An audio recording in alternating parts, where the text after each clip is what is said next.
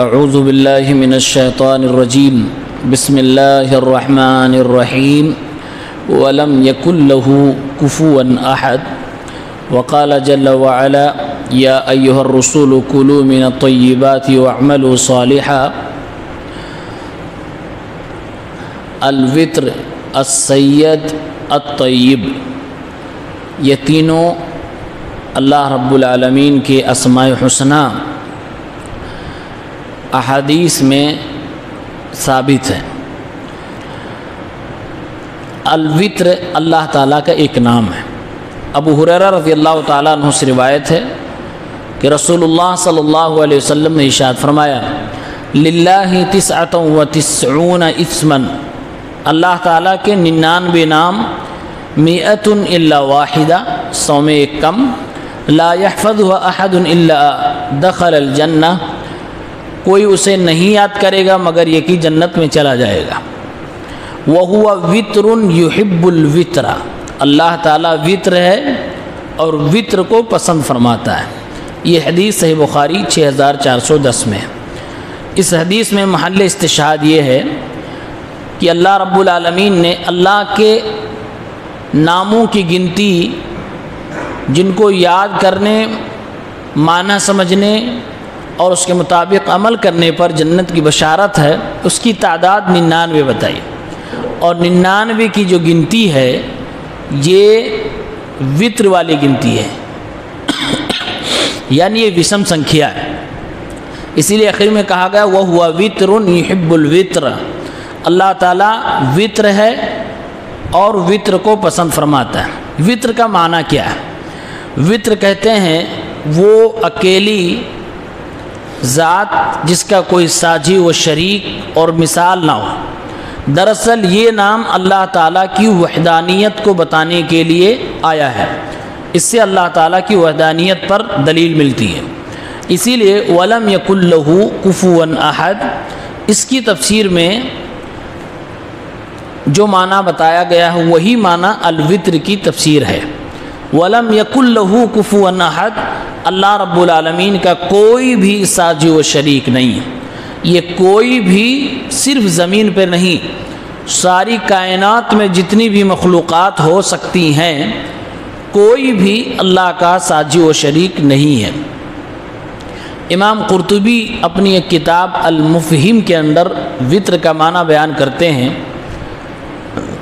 الوتر یراد بہ التوحید، کہا وطر کا مطلب ہوتا ہے ایک ماننا، تو وَهُوَ وِتْرٌ يُحِبُّ الْوِتْرَ کا معنی ہوا کہ اللہ تعالیٰ ایک ہے، اکیلا ہے، اور وہ پسند کرتا ہے کہ اس کو ایک مانا جائے، اس کے ربوبیت میں، اس کے اسماء و صفات میں اور اس کی وحدانیت کے اندر۔ ان اللہ وطر ویحب الوطر، اللہ ایک ہے اور وہ پسند کرتا ہے کہ اس کو ایک مانا جائے، یہ معنی ہوا اللہ وطر ہے اور وطر کو پسند فرماتا ہے۔ اس کے علاوہ اللہ رب العالمین نے شریعت کے اندر جہاں تعداد کی بات آئی ہے اکثر جگہوں پر وشم سنکھیا اوڈ نمبر کو لیا ہے اور اس کو اللہ تعالیٰ نے مشروع قرار دیا۔ جیسے دن و رات میں کتنی وقت کی نمازیں فرض ہیں؟ 5 وقت کی نماز فرض ہے، یہ 5 ایک وطر نمبر ہے۔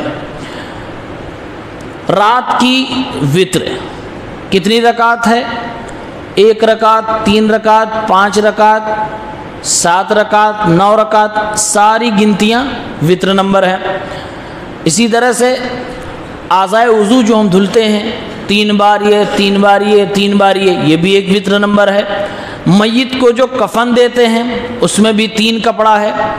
اسی طرح سے صبح صبح اللہ کے نبی صلی اللہ علیہ وسلم 7 کھجوریں کھاتے تھے، تو 7 گنتی بھی ایک وطر نمبر ہے۔ پانی پینے میں 3 سانس ہونی چاہیے، یہ بھی ایک وطر نمبر ہے۔ سلام پھیرنے کے بعد 3 بار استغفر اللہ کہنا، یہ بھی ایک وطر نمبر ہے۔ اللہ تعالیٰ کے اسماء حسنی 99 جن کو یاد کرنے پر جنت کی بشارت ہے۔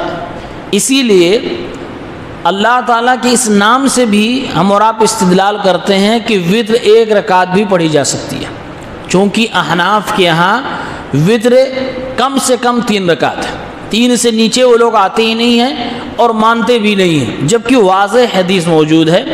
ابو ایوب انصاری رضی اللہ تعالیٰ عنہ کہتے ہیں رسول اللہ صلی اللہ علیہ وسلم نے ارشاد فرمایا الوتر حق علی کل مسلم، وطر ہر مسلمان پر حق ہے۔ یہاں حق سے کچھ لوگوں نے مراد لیا کہ وطر واجب ہے، جبکہ راجح قول ہے کہ وطر سنت مؤکدہ میں یا سنت کے اندر داخل ہے۔ فمن احب ان یؤتر بخمس فلیفعل، تو جس کو 5 پڑھنا پسند ہو وہ 5 پڑھے۔ ومن احب ان یؤتر بثلاث فلیفعل، جس کو 3 پڑھنا پسند ہو وہ 3 پڑھے۔ ومن احب ان یؤتر بواحدۃ فلیفعل، اور جس کو 1 پڑھنا پسند ہو وہ 1 پڑھے۔ ابو داؤد کتاب الصلاۃ 1422۔ اس حدیث میں وضاحت کے ساتھ اللہ کے نبی صلی اللہ علیہ وسلم کا فرمان موجود ہے کہ جو 1 پڑھنا چاہتا ہو وہ 1 بھی وطر پڑھ سکتا ہے۔ اس کے علاوہ دوسری حدیثوں میں بھی 1 رکعت وطر کا ثبوت ملتا ہے، اور وطر کا معنی ہی ہوتا ہے کہ وہ گنتی جو 2 سے تقسیم نہ ہوتی ہو، تو اس میں پہلی گنتی 1 ہے، ایسا نہیں کہ وہ 3 سے شروع ہوگا، وہ 1 سے شروع ہوگا، تو اس لیے وطر 1 رکعت کو بھی مانا جائے گا، جس میں حنفیہ حضرات کا اجتہاد غلط ہے۔ اللہ کا دوسرا نام ہے السید۔ سید کے معنی ہوتے ہیں سردار، آقا۔ عبداللہ بن شخیر رضی اللہ تعالیٰ عنہ کہتے ہیں کہ بنو عامر کے ایک وفد کے ساتھ میں اللہ کے نبی صلی اللہ علیہ وسلم کے پاس گیا، تو نبی کے پاس جب ہم پہنچے تو ہم لوگوں نے اللہ کے نبی کو کہا انت سیدنا، آپ ہمارے سردار ہیں، آقا ہیں۔ آپ صلی اللہ علیہ وسلم نے فرمایا السید اللہ تبارک و تعالی، سردار و آقا حقیقت میں تو اللہ رب العالمین ہے۔ پھر کہتے ہیں صحابی، ہم نے کہا وَأَفْضَلُنَا فَضْلًا وَأَعْظَمُنَا طُولًا، آپ تو ہم میں فضیلت کے اعتبار سے سب سے بڑے ہیں اور عظمت کے اعتبار سے سب سے زیادہ آپ بڑے ہیں۔ آپ صلی اللہ علیہ وسلم نے پھر آگے فرمایا قُولُوا بِقَوْلِكُمْ أَوْ بَعْدَ قَوْلِكُمْ، تم اپنی بات کہو یا جو بولے ہو اس میں سے کچھ کہو، وَلَا يَسْتَجْرِيَنَّكُمُ الشَّيْطَانُ، شیطان کہیں تمہیں بہکا نہ لے جائے۔ یعنی اس حدیث میں یہ بھی ابو داؤد کی روایت ہے، آپ صلی اللہ علیہ وسلم نے سیدنا کہنے سے منع نہیں فرمایا، لیکن آپ نے خدشے کا اظہار فرمایا کہیں ایسا نہ ہو اس کے ذریعے سے شیطان تم کو بہکا لے جائے۔ یعنی سید، سردار و آقا حقیقت میں اللہ رب العالمین ہے۔ چنانچہ اللہ کے نبی نے حضرت حسن کے بارے میں فرمایا ان ابنی ھذا سید، میرا بیٹا سید ہے، سردار ہوگا۔ پھر آپ نے ایک صحابی کے تعلق سے فرمایا قوموا الی سیدکم، اپنے سردار کے لیے کھڑے ہو جاؤ۔ اور یہاں اللہ رب العالمین کے لیے آپ نے السید کا لفظ استعمال فرمایا، سید ولد آدم اپنے لیے لفظ استعمال فرمایا۔ حقیقت میں آقا و سردار تو اللہ رب العالمین ہی ہے۔ سید کا معنی قرآن کی جو آیت اللہ الصمد ہے اس کا صمد کا ایک معنی سید کیا گیا ہے۔ ابن عباس رضی اللہ تعالیٰ عنہ بیان فرماتے ہیں اللہ الصمد کا اس کا معنی ہے انہ السید الذی قد کمل فی سؤددہ، یعنی وہ سردار جو اپنی سرداری میں ہر اعتبار سے کمال کو پہنچا ہوا ہے۔ تو صمد کا ایک معنی سردار بھی کیا گیا ہے۔ اور اللہ سید ہے، اس کا معنی یہ ہے کہ سرداری کے لائق حقیقت میں صرف اور صرف اللہ وحدہ لا شریک کی ذات ہے، اور وہی مالک ہے، ورنہ اس کے سامنے ساری کائنات، ساری مخلوق تو اس کی غلام ہے، وہ سردار کہاں ہے؟ تو حقیقی سردار تو اللہ رب العالمین ہی ہے۔ اسی لیے مسند احمد کی روایت میں آگے اس واقعے کے بعد لکھا ہے قال انی لا اريد ان ترفعوني فوق منزلتی، میں نہیں چاہتا کہ تم لوگ مجھے میرے منزلت سے، میرے رتبے سے آگے بڑھاؤ، التی انزلنی اللہ تعالی، کہ اللہ نے جو رتبہ دیا اس کے اوپر مجھے لے جا کر کھڑا کر دو۔ انا محمد بن عبداللہ عبدہ ورسولہ، میں محمد ابن عبداللہ اللہ کا بندہ اور اللہ کا رسول ہوں۔ تو آپ صلی اللہ علیہ وسلم سید ولد آدم ہیں، لیکن اس کے باوجود آپ صلی اللہ علیہ وسلم نے یہ نام السید اپنے لیے نہیں پسند فرمایا، اور صحابہ کے سامنے فوراً کہہ دیا کہ سید حقیقت میں تو اللہ رب العالمین ہے، تاکہ مسلمان اللہ کے نبی صلی اللہ علیہ وسلم کو اس طرح کے ناموں کے ذریعے سے غلو نہ کر سکیں۔ غلو سے روکنے کے لیے یہ آپ صلی اللہ علیہ وسلم نے قدم اٹھایا تھا۔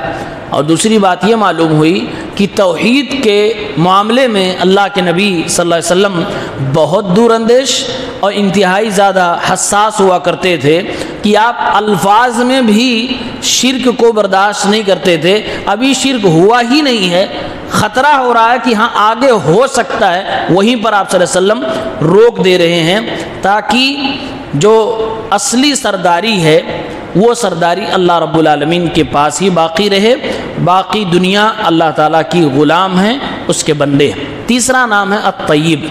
طیب کے معنی ہوتے پاک۔ یہ بھی اللہ کے نبی صلی اللہ علیہ وسلم کی ایک حدیث میں ہے۔ ابو ہریرہ رضی اللہ عنہ حدیث کے راوی ہیں، کہتے ہیں اللہ کے نبی نے فرمایا صلی اللہ علیہ وسلم، یا ایھا الناس ان اللہ طیب لا يقبل الا طیبا۔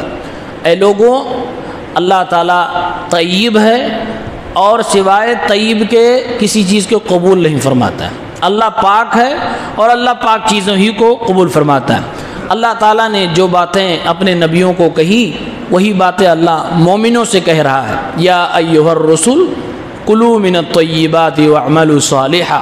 اے رسولوں، پاک اور حلال چیزیں کھایا کرو اور نیک عمل کیا کرو۔ تو یہی ہم اور آپ کو بھی حکم دیا جا رہا ہے۔ اللہ تعالیٰ پاک ہے، یعنی کہ اللہ تعالیٰ ہر عیب سے، ہر نقص سے پاک ہے، مقدس ہے۔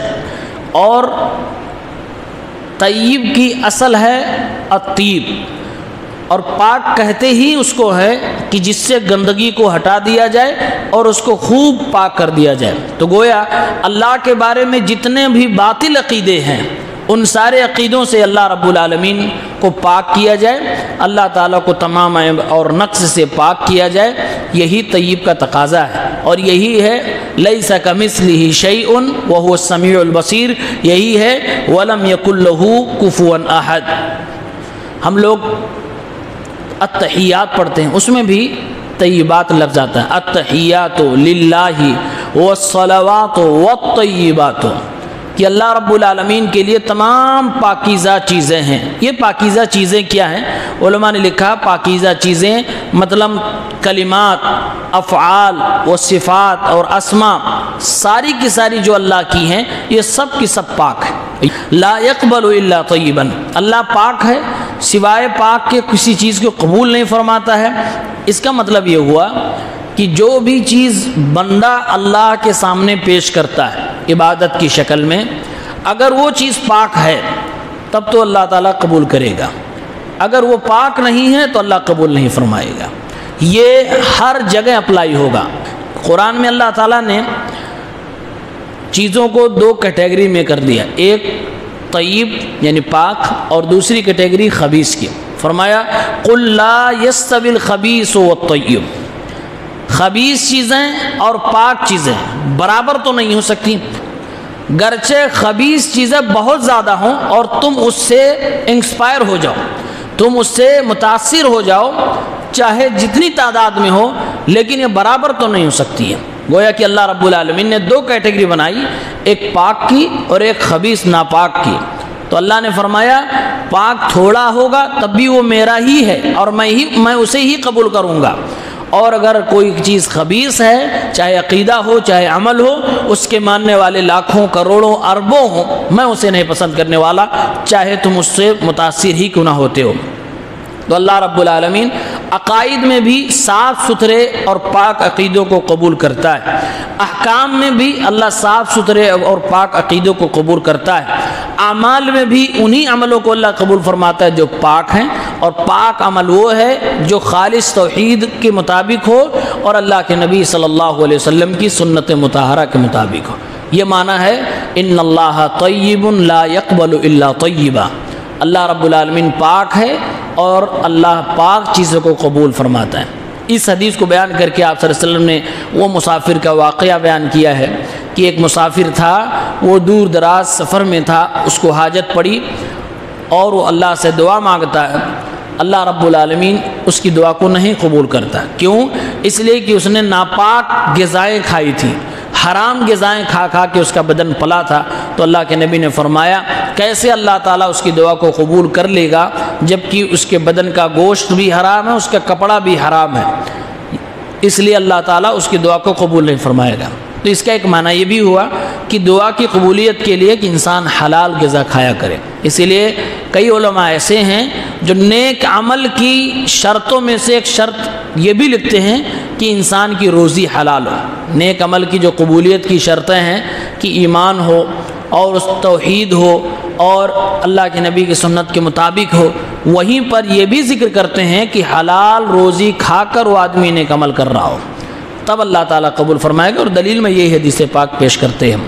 اللہ تعالیٰ سے دعا ہے اللہ تعالیٰ ہم سب کو اللہ کو ایک ماننے اور جاننے کی توفیق عنایت فرمائے۔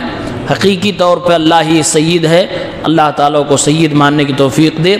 اللہ تعالیٰ طیب ہے، پاک ہے، ہر قسم کے عیوب اور نقائص سے اللہ تعالیٰ کے متعلق ہمارا عقیدہ ہو کہ وہ پاک ہے، یہی ہمارا صحیح سالم عقیدہ ہے۔ اللہ تعالیٰ ہم سب کے نیک اعمال کو قبول فرمائے، آمین۔